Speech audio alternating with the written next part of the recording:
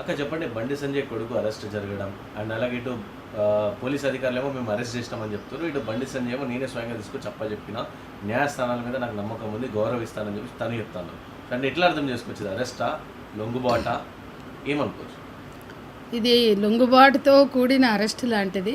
ఇది మొత్తంకి తెలంగాణ బిడ్డల విజయం.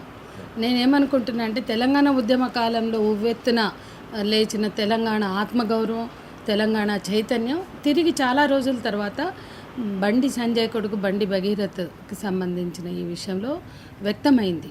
పోలీసులు ఎంత అలసత్వం వహించినా మెయిన్ మీడియా ఛానళ్ళు, main print media and electronic media మూగనోము నోసిన యూట్యూబ్ ఛానళ్ళు చాలా చాలా ధైర్యంగా నిక్కచ్చిగా వ్యవహరించాయి.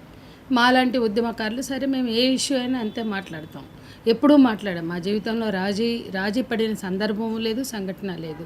మాలాంటి ప్రజా సంఘాలతో పాటు యూట్యూబ్ ఛానళ్ళు కూడా ఉద్యమకారుల పాత్రను పోషించాయి. వీళ్ళందరి కృషి ఫలితం. దీంట్లో ప్రధానంగా నెటిజన్స్ ఎంత అద్భుతమైన, మనం ఈ మధ్యకాలంలో జెన్జీ రెవల్యూషన్ అని చూసాం. అటువంటి జెన్జీ రెవల్యూషన్ తెలంగాణ గడ్డ మీద కనిపించింది. ఇది అందరి విజయం. ఇది ఒక రకంగా ప్రజా ఉద్యమాల ఒత్తిడి, ప్రజా సంఘాల ఒత్తిడి.